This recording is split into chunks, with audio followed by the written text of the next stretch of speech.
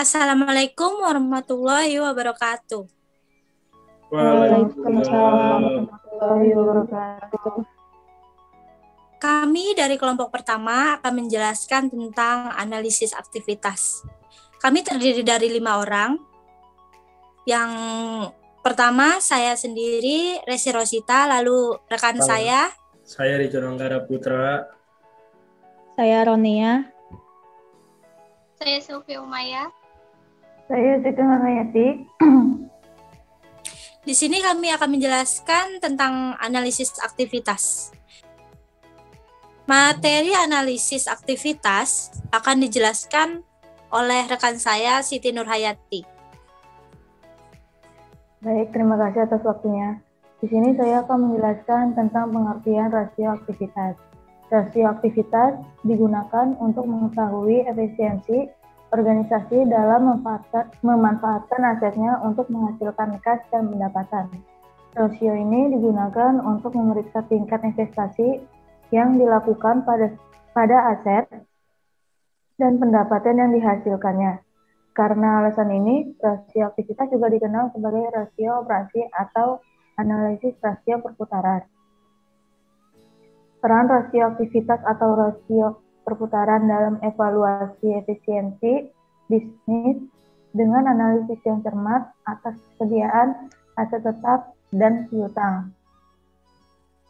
Rasio ini juga berguna untuk membandingkan bagaimana kinerja perusahaan berdasarkan tren dari waktu ke waktu. Dalam analisis pernyataan horizontal atau bagaimana kinerja perusahaan bersaing dengan kompetitor dalam analisis perusahaan yang sebanding. Manfaat selanjutnya akan dibahas oleh teman saya, Resi Rosita. Selanjutnya adalah manfaat rasio analisis aktivitas.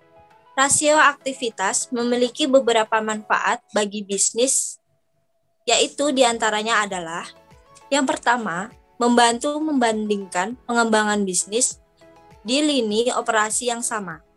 Yang kedua, identifikasi masalah dapat dilakukan dengan menggunakan rasio yang benar dan membuat Anda dapat melakukan koreksi yang diperlukan dalam menjalankan bisnis dapat dilakukan. Yang ketiga, menyederhanakan analisis dengan menyediakan data keuangan dalam format sederhana yang pada akhirnya membantu dalam mengambil keputusan. Yang terakhir adalah investor dapat mengandalkan informasi yang diberikan oleh rasio aktivitas karena didasarkan pada angka dan data yang akurat. Selanjutnya akan dijelaskan oleh rekan saya, yaitu Ronia. Baik, saya akan menjelaskan tentang jenis rasio aktivitas. Yang pertama ada rasio perputaran total aset atau sering disebut dengan total asset turnover. Rasio ini mengukur aktivitas aset dan kemampuan perusahaan menghasilkan penjualan melalui asetnya. Pada intinya semakin tinggi rasio ini, semakin baik bagi perusahaan karena ini berarti dapat menghasilkan lebih banyak penjualan dengan beberapa tingkat aset tertentu. Kemudian ada rasio perputaran aset lancar atau sering disebut dengan current asset turnover. Mirip dengan rasio perputaran persediaan, perbedaannya adalah rasio perputaran aset lancar mengukur kemampuan perusahaan menghasilkan penjualan dari aset lancarnya, seperti kas, inventaris, piutang, dan lain-lain. Kemudian ada rasio perputaran modal kerja atau sering disebut dengan working capital turnover. Rasio ini mengukur jumlah uang tunai yang dibutuhkan untuk menghasilkan tingkat penjualan tertentu.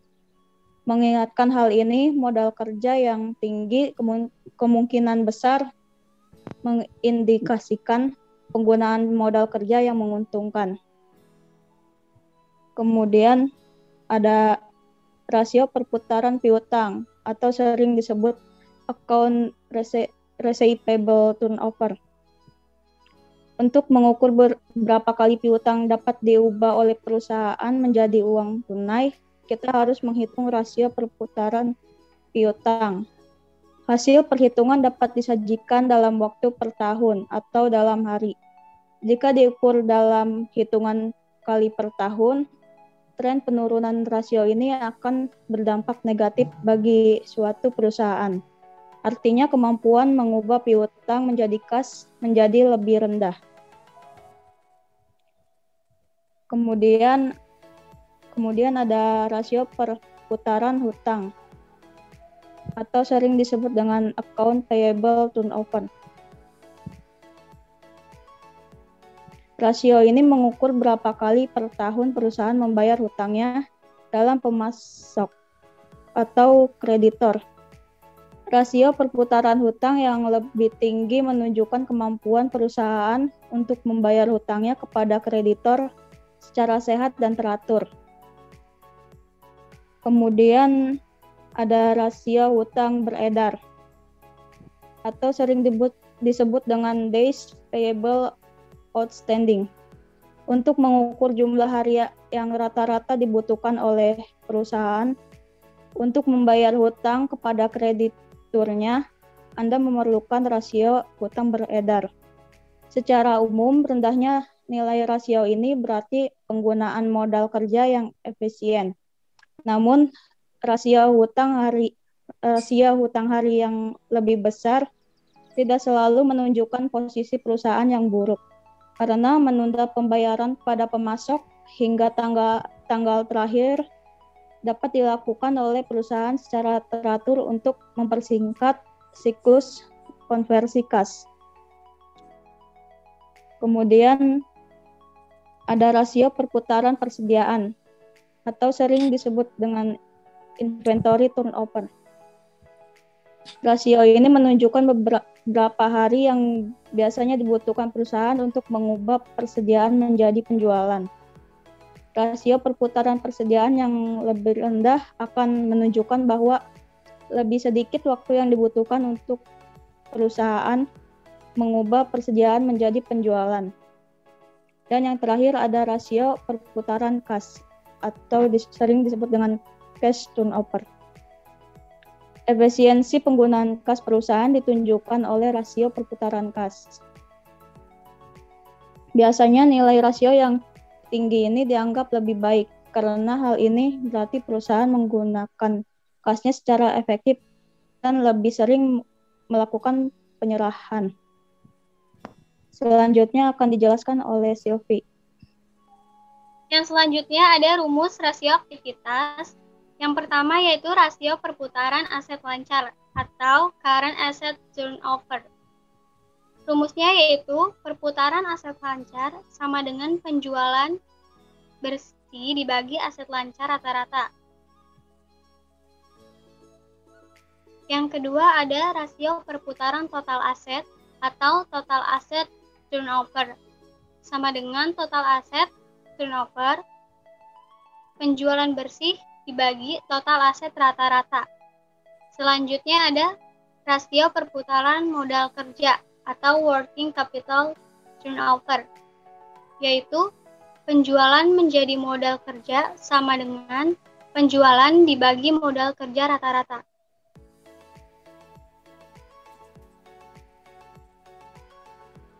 Selanjutnya ada rasio perputaran piutang atau account receivable turnover, yaitu perputaran piutang usaha sama dengan penjualan bersih dibagi rata-rata piutang bersih.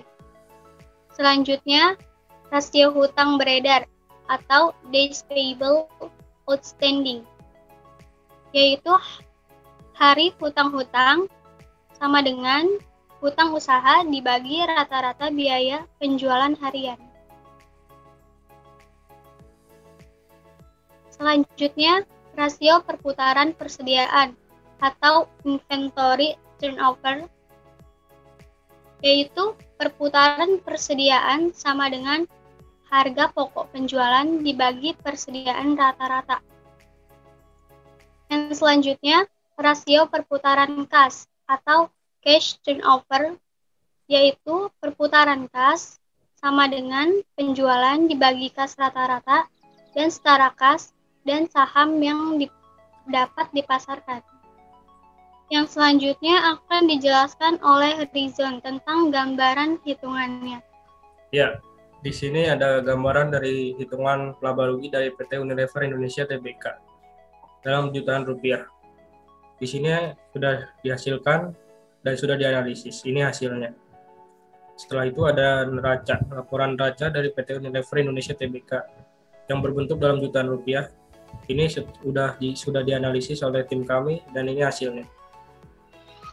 Selanjutnya ada contoh dari financial ratio dari PT Unilever Indonesia Tbk. Pada tahun 2018, inventory turnover didapatkan rasionya yaitu sebesar 7,79. Untuk tahun 2017, inventory turnover-nya didapatkan 8,35. Artinya lebih besar tahun 2017 dibandingkan dengan tahun 2018 yang menurun. Selanjutnya ada receivable turnover. Pada tahun 2018, rasionya dihasilkan 8,39. Sedangkan untuk tahun 2017 hasilnya 81,1. Yang artinya itu turun. Oke, selanjutnya ada payable turnover. Yang tahun 2018 dihasilkan 1,73. Sedangkan payable turnover tahun 2017 dihasilkan rasionya adalah 1,46. Artinya pada tahun 2018 mengalami kenaikan dibandingkan dengan 2017. Setelah itu working capital. Pada tahun 2018 dihasilkan 5,02. Sedangkan working capital turnover pada tahun 2017 5,19.